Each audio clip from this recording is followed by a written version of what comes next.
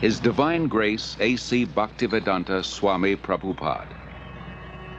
The movement he started is now known to millions around the world, yet he himself remained in the background. Without personal ambition, he worked humbly to spread Krishna consciousness, devotional service to the Supreme Personality of Godhead. Yet his achievements and personal character did not go unnoticed. The world's leading scholars and religionists praised his unique contribution, and thousands grew to love him as their dearmost friend and well-wisher. In his memory, his disciples erected a stunning memorial in the hills of West Virginia, now visited by 500,000 people a year. In this and many other ways around the world, Srila Prabhupada is offered expressions of love by those whose lives he most deeply touched.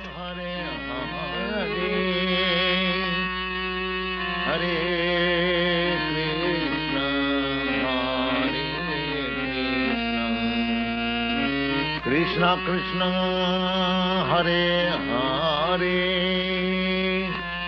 Hare Rama Hare. Always remember Krishna, God, and never forget him.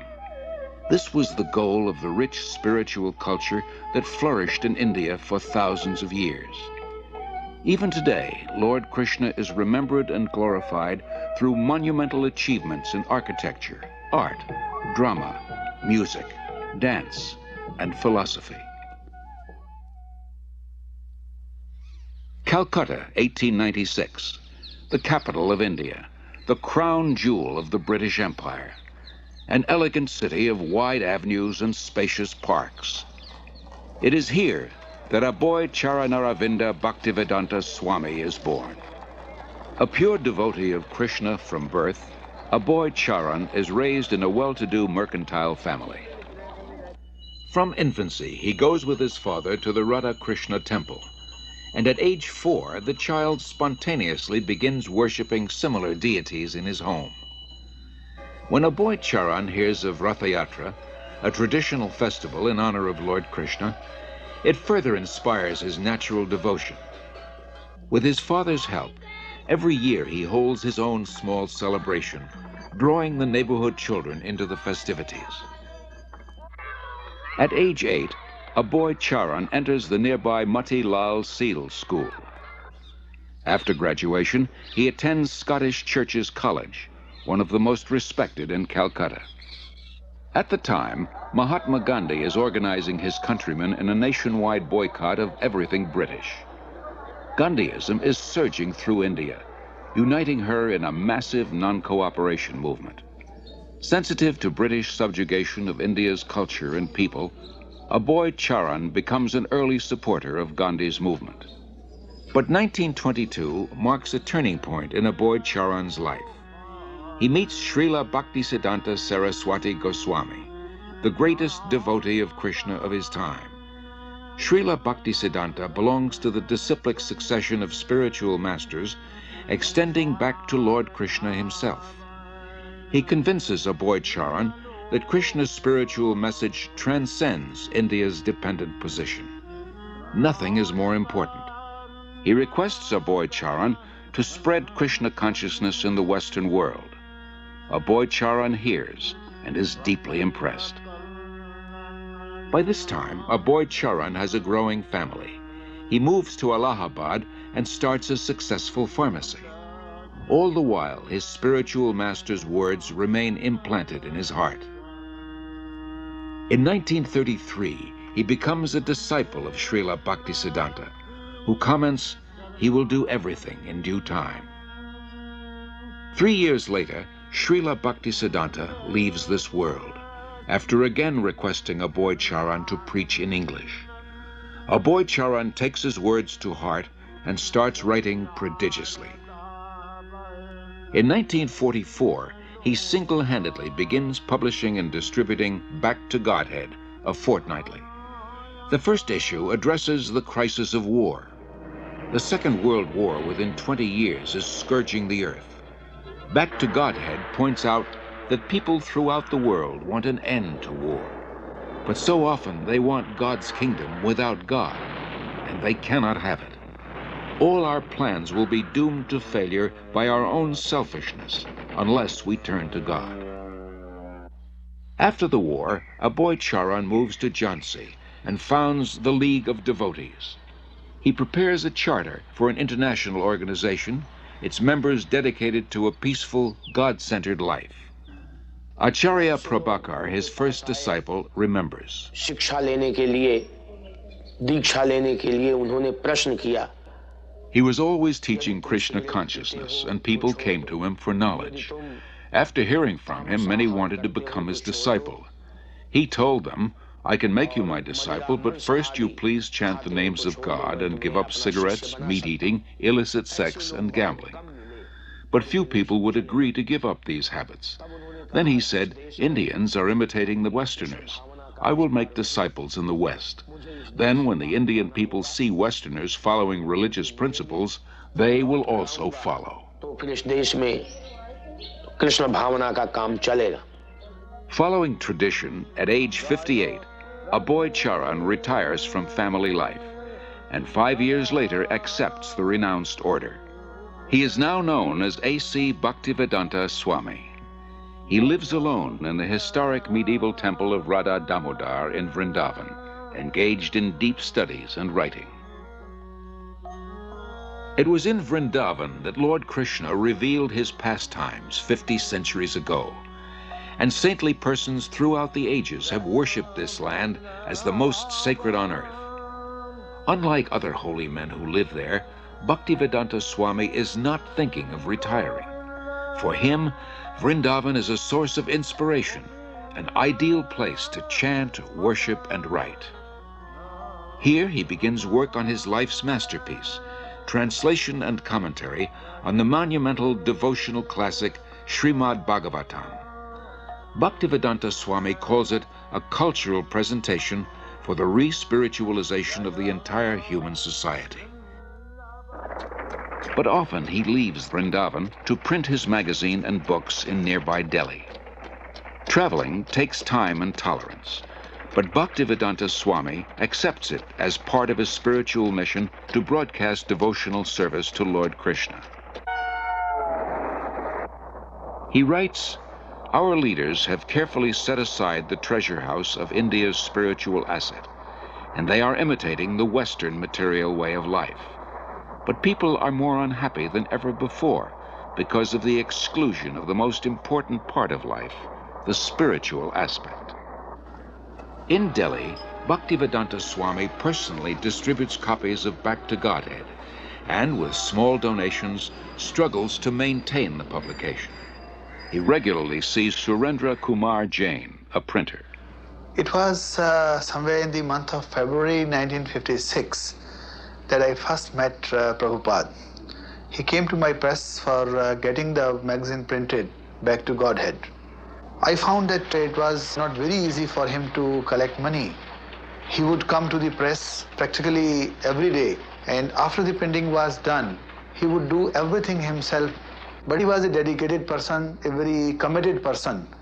And at the times when he was not in a position to pay the bills, I would ask him, why are you running this? Why don't you stop it? He would say, no, it is my mission.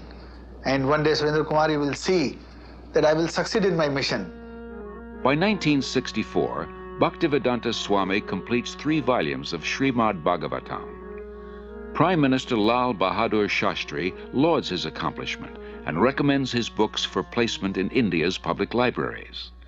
Sumati Morarji, chairman of the Scindia Steamship Company, gives contributions for printing Bhaktivedanta Swami's books and arranges for his passage to America. And he used to come every evening.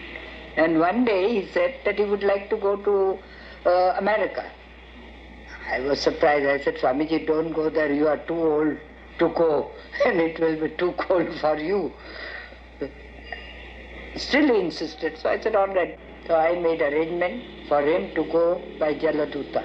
On way, while he was passing through Suez, that day was Lord Krishna's birthday. And he gathered all the people on board the ship, all the crew members, officers, and recited some shloka, and then some prasad was distributed to them and all that. Bhaktivedanta Swami, a lone mendicant, 70 years old, traveling halfway across the world. His only resources, the message he carries and his unflinching faith. The voyage on the Jaladuta proves a great trial. Bhaktivedanta Swami endures seasickness and then suffers severe chest pains. In 2 days, he has 2 heart attacks. If another comes, he thinks he will surely not survive. But gradually, he recovers. He writes, "I feel today better, but I am feeling separation from Vrindavan. I have no qualification, but I have taken up the risk just to carry out the order of my spiritual master." September 17th, 1965. The Jaladuta arrives in Boston Harbor. On board, Bhaktivedanta Swami writes, "My dear Lord Krishna, you are so kind upon this useless soul, but I do not know why you have brought me here. Most of the population here is absorbed in material life. How will I make them understand your message? I can simply repeat your words, and if you like, you can make my power of speaking suitable for their understanding. I have no devotion, nor do I have any knowledge, but I have strong faith in the holy name of Krishna. I have been designated as Bhaktivedanta, devotion with knowledge, and now, if you like, you can fulfill the real purport of Bhaktivedanta. Signed, the most unfortunate, insignificant beggar, A.C. Bhaktivedanta Swami." Bhaktivedanta Swami first stays in Butler, Pennsylvania, in the home of a friend's son, Gopal Agarwal, and his wife Sally. The Swami was a friend of my husband's father, Mr. Agarwal, in Agra, India. And he asked me to sponsor the Swami, and that's what I did. And that's why he came to our house in the middle of the night one night. He stayed with us for a month in Butler. And I learned, over the time, I learned to love him as I would a father-in-law. He was a very sensitive and kindly type of person. He was indeed one of the most unusual men I've ever known in my life. The Swami came with so few possessions. He came with the clothes he had on his back. He had a typewriter, and he had his books. And he had a bag of cereal. Imagine coming to a country on the other side of the world with so little, and yet he came with so much in himself. The Swami brought a pan with him in which he cooked his food, and in fact cooked our lunch too. Our little boy was only 6 months old when he came, and the Swami was there when Bridge first stood, and he laughed and laughed to see him stand up. When he laughed, he was just oceanic. He just seemed to take in the entire universe when he laughed, and he laughed a lot. I enjoyed my association for that 1 month with him about as much as I've enjoyed anything in my life. Although comfortable in Butler, Bhaktivedanta Swami thought the most important philosophy in the world, Krishna consciousness, should be spread in one of the most important cities in the world, New York. He moves to 100 West 72nd Street. 3 months later, his typewriter and tape recorder for translating are stolen. Bhaktivedanta Swami later said, "I came to America risking my life. I was physically unfit and at the fag end of my days. Sometimes I did not know where to live, nor was I used to the severe cold. Seemingly I was alone for 1 year, but I never felt alone. I always felt the presence of my spiritual master, so I did not lose my enthusiasm, despite all difficulties." Bhaktivedanta Swami arrived in America during a decade of discontent. There's widespread dissatisfaction with America's war in Vietnam, and with what some consider her racist, exploitative dealings at home and abroad. Disillusioned by the establishment, the youth create a counterculture of their own. Around the time Bhaktivedanta Swami came, waves of Americans are breaking away from the status quo, searching for an alternative. For a short time, Bhaktivedanta Swami lives in the Bowery in a loft given by a friend. Mukunda Goswami, who was attending his classes at this time, tells of their first meeting. He wore very thick glasses and had a big Sanskrit book spread out before him. His voice was very deep and resonant. He spoke with great authority, and the Sanskrit shlokas he spoke were very beautiful, very melodious. He was obviously a very distinguished scholar, and I became very curious, almost astonished as to how someone of his stature, he looked very much like an aristocrat, could be living and residing in the Bowery, the Skid Row of New York. And afterwards, I approached him to speak. I was standing, and he was sitting on his small dais, so he was looking up at me, and he had the look of a very happy, innocent young child. And I could see that he actually had all the time in the world for me. He wasn't short of time. I asked questions, he would answer. Then after some time, he moved to a somewhat better neighborhood on 2nd Avenue. We helped him rent a small storefront there, and he had an apartment in the back. And within a few weeks' time, this little storefront on 2nd Avenue, on the Lower East Side of New York, which was then populated by thousands of young hippies, had been transformed into a beautiful Krishna temple. Allen Ginsberg, I remember, began to come at that time. When he moved down the Lower East Side, I thought that was a stroke of brilliant social judgment, because traditionally, Swamis, yogis, Zen masters all moved uptown to the rich and were sponsored and funded by the rich, and you would find Krishnamurti living in elegant apartments on the Upper East Side, with drawing rooms and French furniture, and here was Bhaktivedanta, like in the depths of Calcutta, where the hippies were, and where the acid heads were, and the freaks, and the amphetamine heads, and the meth monsters. So it seemed like he was actually bringing some kind of ray of song and light to the right place, the lower depths where it was needed, and where, of course, the Lower Side was the intellectual center in certain respects, in art and in advanced spiritual vibrations, particularly in the 60s. So it seemed historically just move on his part.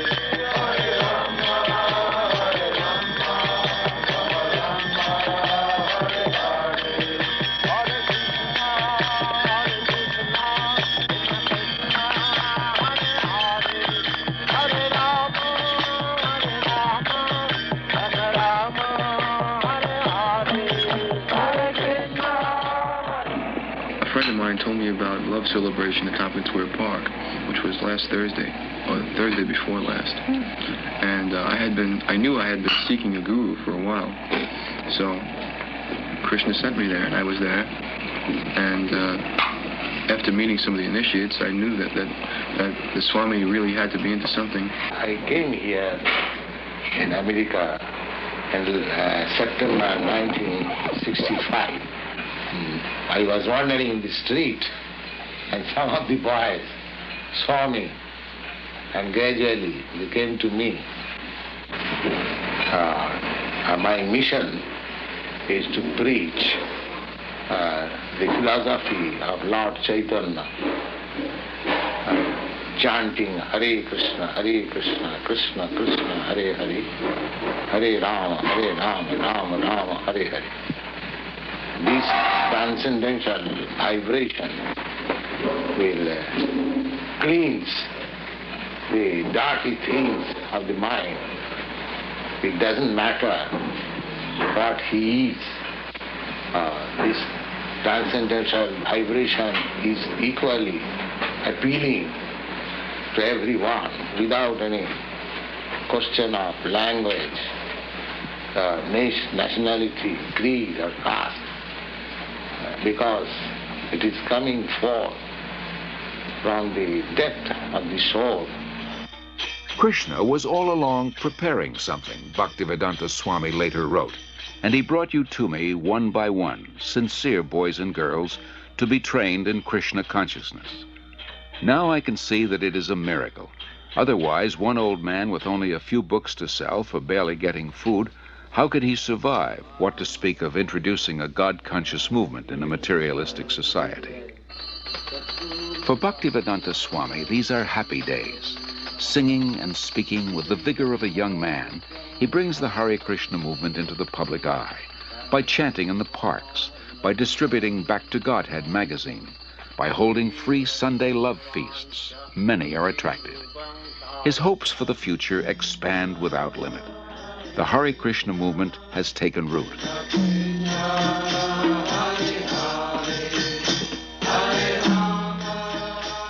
Sometime in the spring of 1967, people handed me clippings from New York newspapers saying that there was a Swami in New York City. So I went to New York to look up this person and his movement.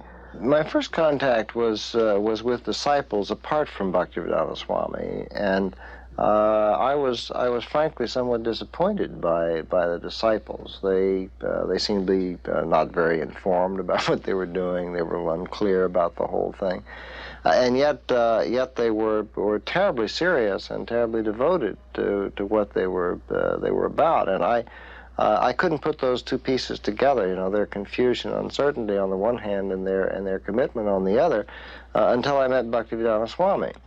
And as soon as I met him, which was after several visits to the temple, I realized that this was the person who really made the whole thing go. But the impressive thing about that was it was never himself in the center. He never said, you should do this because of me. He always said, you should do this, and I should do this because of Krishna.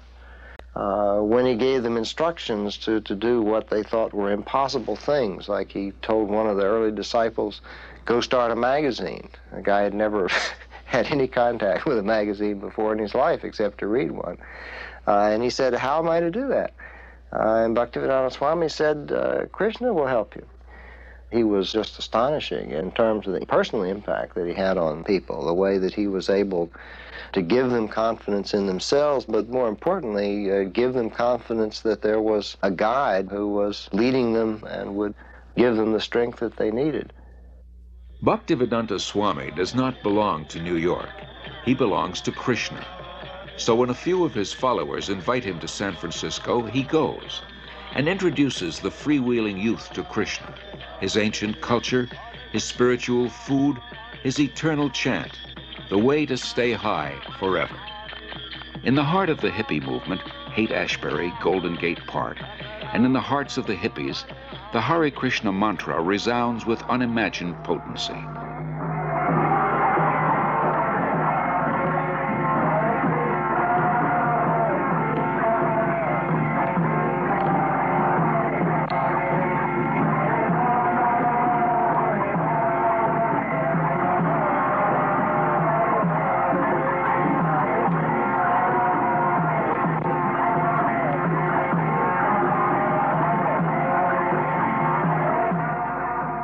As in New York, Bhaktivedanta Swami gathers sincere followers.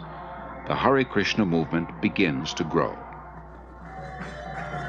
Bhaktivedanta Swami becomes respectfully known as Prabhupada, meaning one at whose feet the masters sit.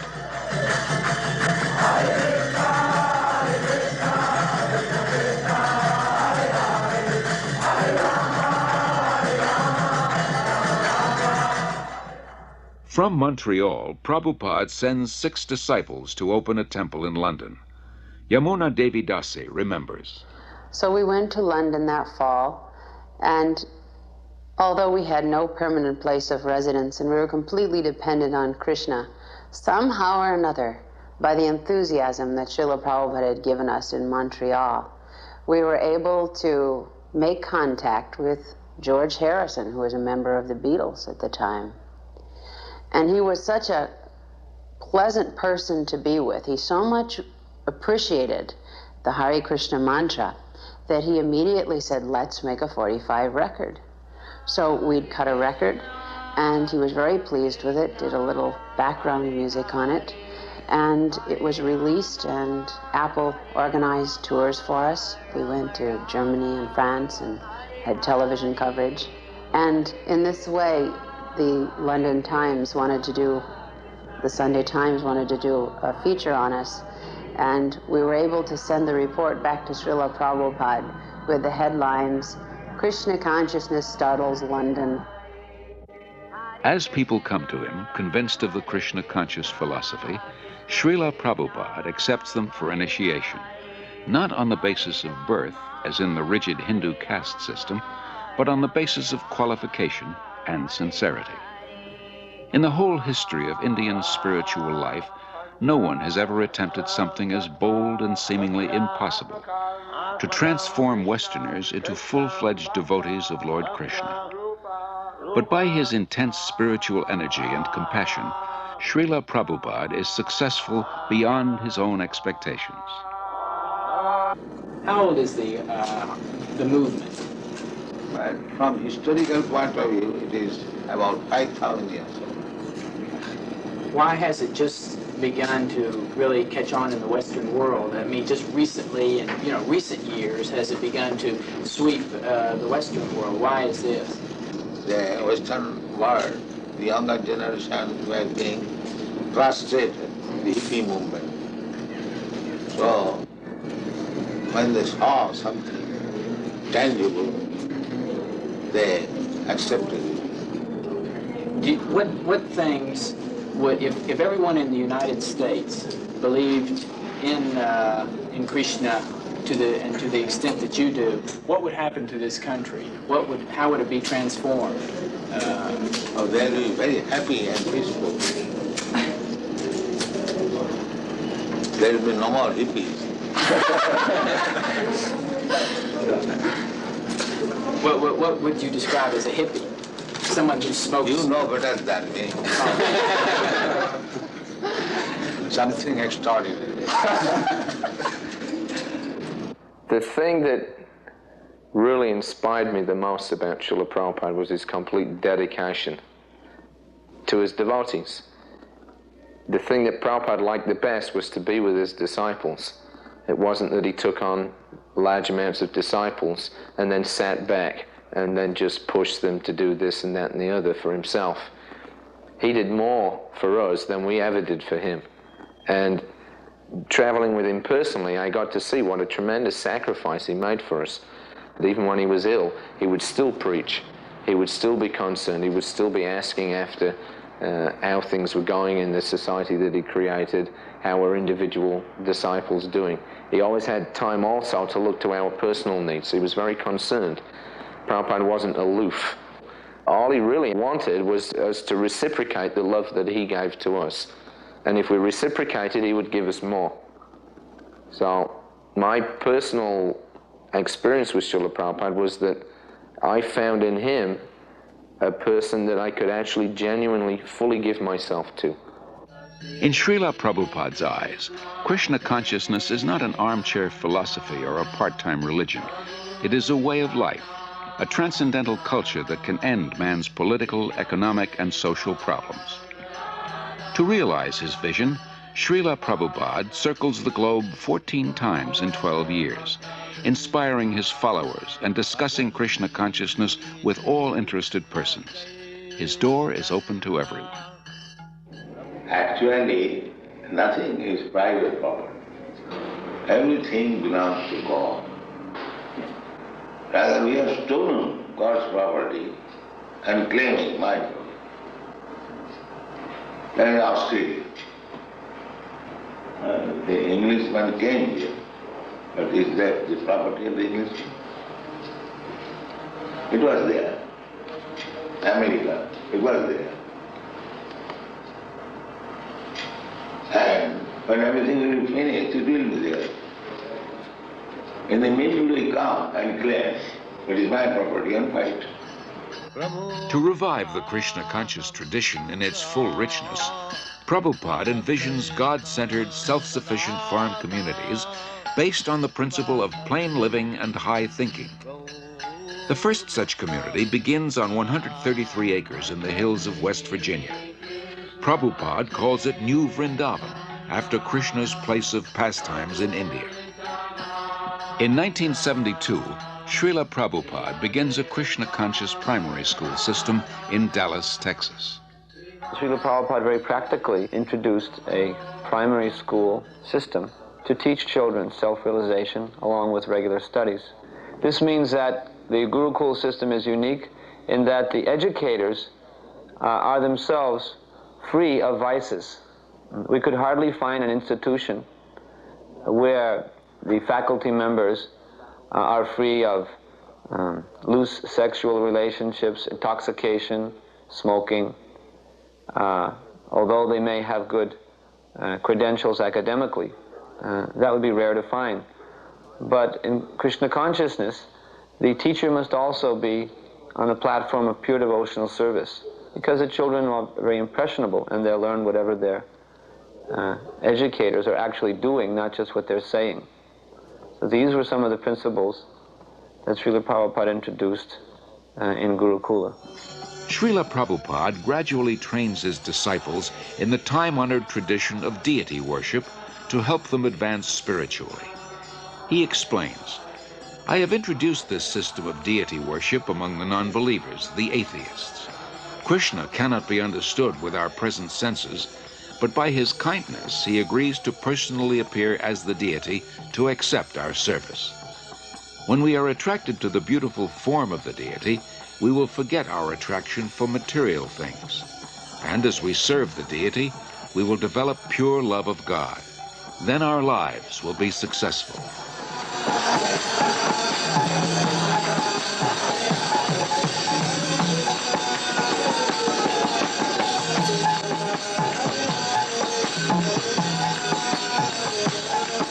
In Melbourne, Australia, Srila Prabhupada worships Lord Chaitanya, a divine incarnation of Krishna. By Chaitanya Mahaprabhu's mercy, we have installed the deity here in your country. You are very fortunate that Chaitanya Mahaprabhu has come to your country to teach you how you become free of all anxiety. This is Chaitanya Mahaprabhu's mission. Everyone is full of anxiety, but everyone can be free from all the anxieties if he follows the path chalked out by Sri Chaitanya Mahaprabhu. As people are fallen in this age, the method also has been offered very simply. They have been recommended simply to chant the holy name of God. That's all. For 5 years after first arriving in America, Srila Prabhupada presents Krishna consciousness primarily to Westerners, from housewives to hippies to heads of state. Then, in November 1971, after a world tour, he returns to Delhi with some of his followers. The mayor receives him with the fanfare that greets a homecoming patriot.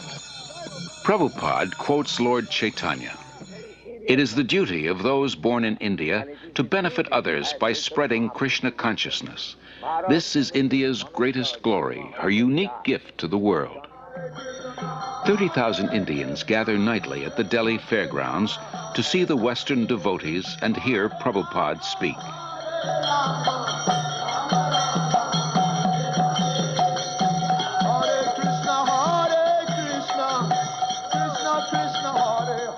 To bring about this change in India, that the revival of Krishna consciousness, Prabhupada's plan was to bring his dancing white elephants. He told us that when I bring my Western disciples to India, they will all come to see my dancing white elephants, he said. So we were actually very fond of being Prabhupada's dancing white elephants. We took that as the special mercy of Prabhupada on us, that we could be his dancing white elephants and help him in any way we could to preach Krishna consciousness in India.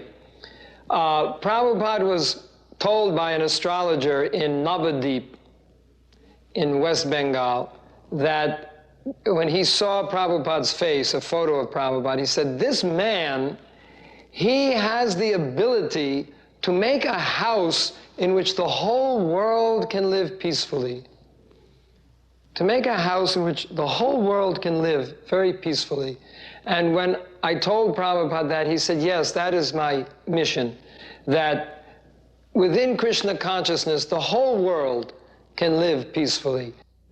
While the Hare Krishna movement spreads worldwide, Srila Prabhupada wants to nurture its roots in India.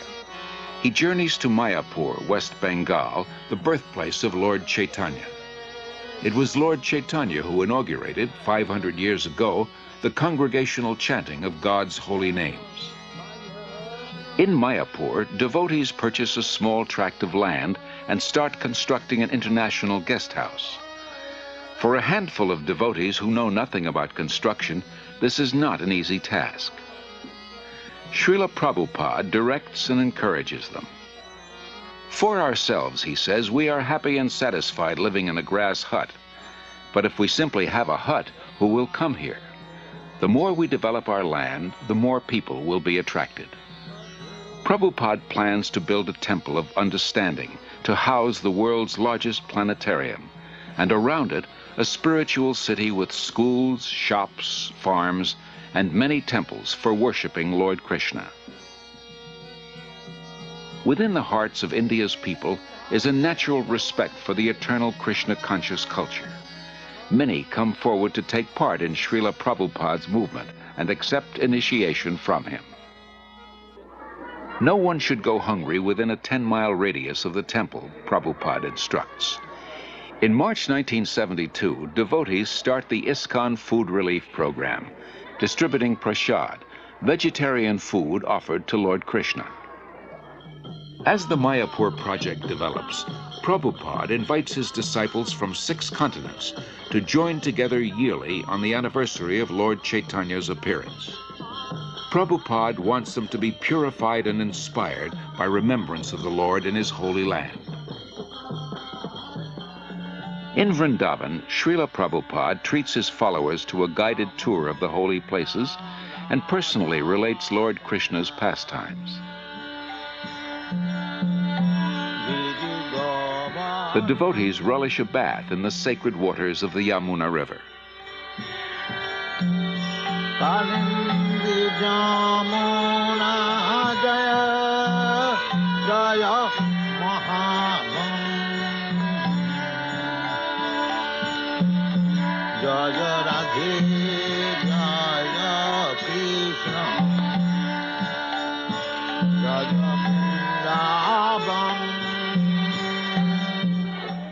Prabhupada acquires land in Bombay, India's most cosmopolitan city.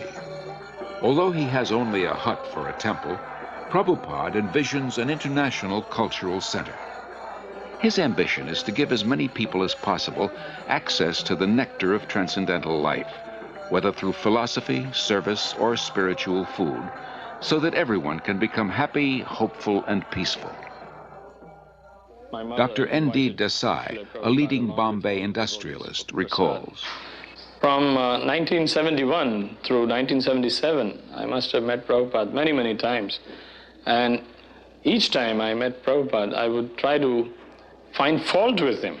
And even I would try to make him angry, or I once even tried to find out whether he was greedy. I just couldn't find any fault with him. In fact, in matter of business life or daily life, we do try to see the weakness of the other person, and sometimes we try to, as a businessman, try to take advantage. But here was a person who just wouldn't become agitated. There was absolutely no lust in him. There was no greed in him. There was, I couldn't see a spot of jealousy in him. And then I realized, after 6 years of that he was a very empowered, divine person. Gradually, Srila Prabhupada says, I am seeing all my dreams being fulfilled. In Bombay, a spacious marble temple, a theater, a restaurant, a library, and a twin-towered 7-story hotel.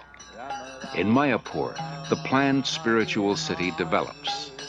Hare Krishna, Krishna Krishna. In Vrindavan, the popular Krishna Balaram Temple, an international guest house, and a secondary school. Prabhupada sees his society grow into a worldwide confederation with more than 100 temples, restaurants, institutes, schools, and farm communities. 500 years ago, Lord Chaitanya predicted that one day the holy name of Krishna would be heard in every town and village of the world. By the mid-70s, Hare Krishna becomes a household word. When I first met the first Hare Krishnas, I can remember how surprised I was, and really I wondered what this meant. The costumes and the chanting and the shaved heads appeared a little strange, a little bizarre to me. But the more I came to know the movement, I came to find that there was a striking similarity in the essence of what they were teaching and saying, and in my understanding of the original core of Christianity. That is, living simply, not trying to accumulate worldly goods or profit, living with compassion toward all creatures, sharing, loving, and living joyfully. I am impressed with how much the teaching of one man in the spiritual tradition that he brought has impacted itself into the lives of so many people. So in my own view, his contribution is a very important one and will be a lasting one. As a child, Srila Prabhupada celebrated Rath Yatra near his home in Calcutta with his playmates. Years later, he is still celebrating the Rath Yatra festival, but now on the main streets of 20 large cities around the world, and with hundreds of thousands of disciples and guests.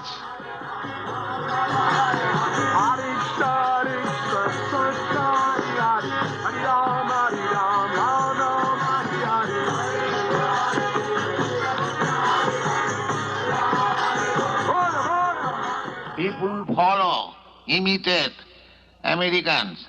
I am traveling all over the world. Everywhere I see they're trying to manufacture the skyscraper building, imitating your country. So, if you kindly become Krishna conscious and chant and dance in ecstasy, emotional love of God, the whole world will follow you and it will be Vaikuntha. There will be no more trouble. Thank you very much. Hare Krishna, Krishna Krishna, Hare Hare, Hare Rama, Rama Rama, Hare Hare, Hare Krishna, Krishna Krishna, Hare Hare, Hare Rama,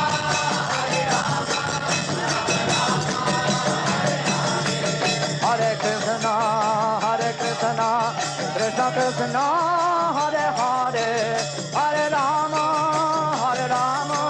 Rama Rama, Hare Hare, Hare Krishna, Krishna Krishna, Hare Hare, Hare Rama, Rama Rama. Whether before huge crowds or a few disciples or alone, Srila Prabhupada's mood of devotion prevails.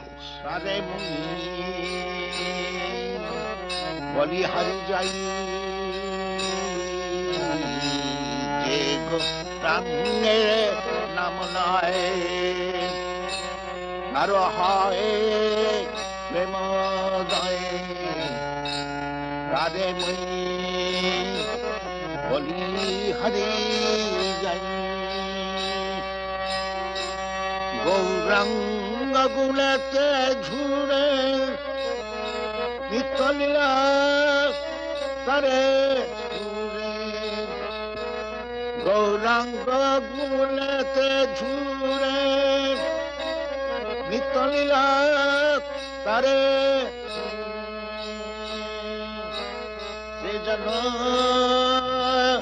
bhakti hari.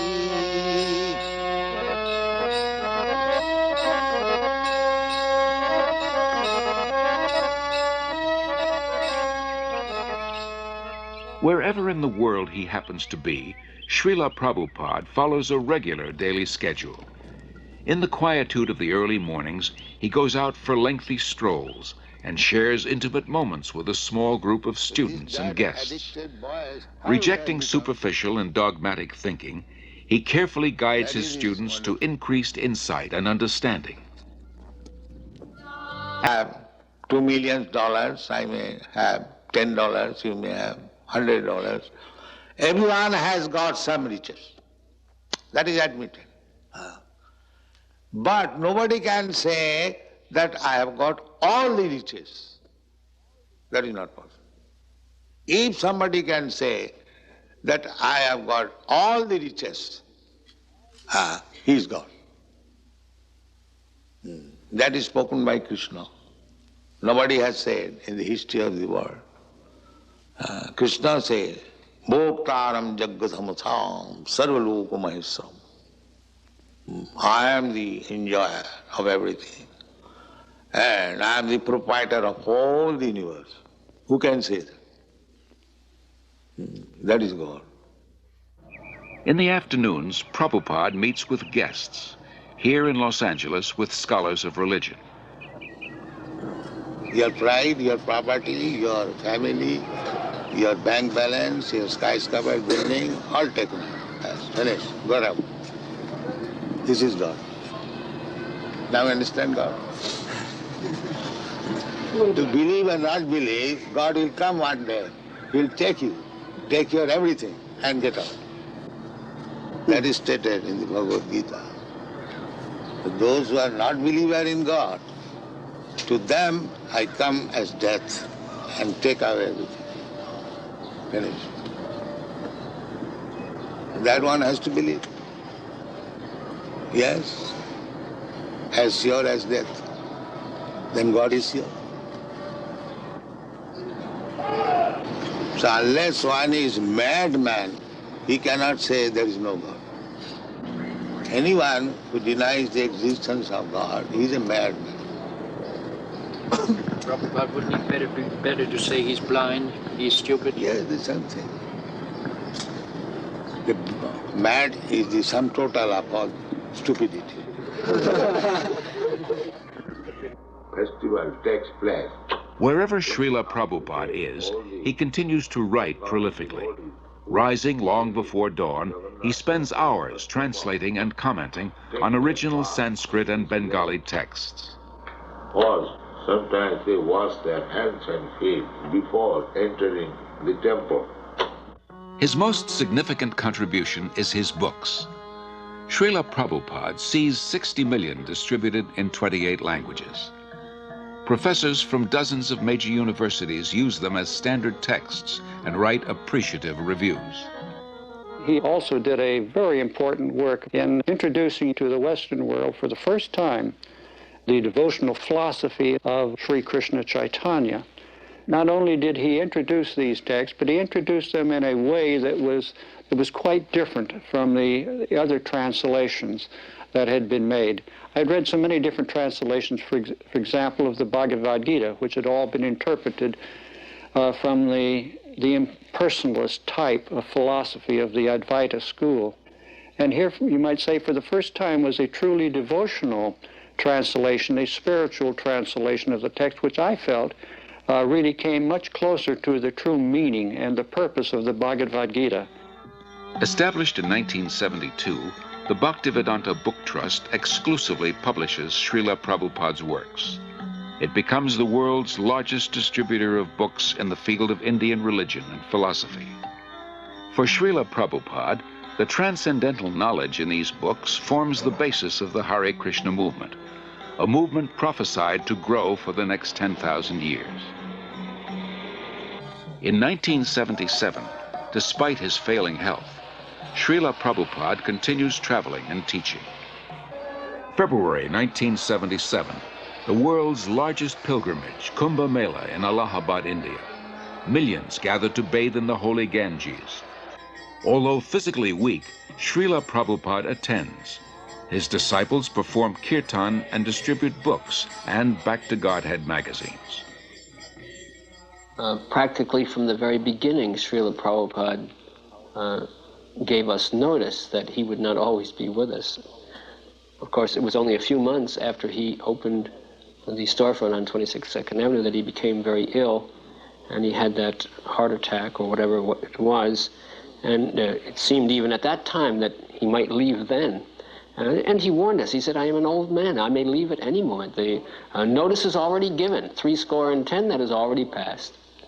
So Prabhupada was never under any illusion that he would remain forever in this world with us. But he said, my instruction will remain. And he trained us from the very beginning to follow his instruction and to use our individuality to execute his instruction for the glorification of Krishna. Although his illness steadily worsens, Srila Prabhupada speaks nightly at a program in Bombay. In May, he journeys to Rishikesh at the foot of the Himalayas to try to regain his health. There, he continues to instruct his intimate disciples. Then in October, Srila Prabhupada returns to his old home, Vrindavan, to spend his final days. Even though he is physically incapacitated, Srila Prabhupada's intellect remains clear. He continues dictating translations and comments on his life's work, Srimad Bhagavatam, until days before he departs from this world. Everything is active, moving by the supreme desire of Viswa.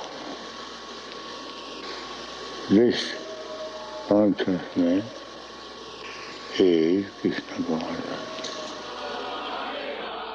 November 14th, 1977, His Divine Grace A.C. Bhaktivedanta Swami Prabhupada passes on.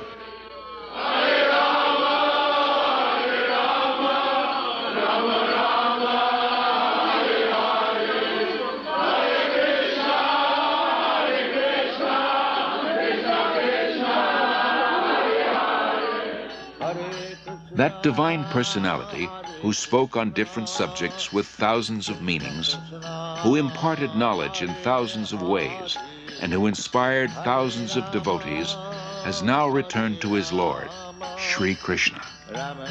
Being kind to his devotees, Lord Krishna gave them the association of Srila Prabhupada. Being independent in his desires, the Lord has now broken that association.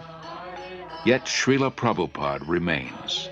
He lives forever in his teachings, and he lives forever in the hearts of his followers as their ever well-wisher.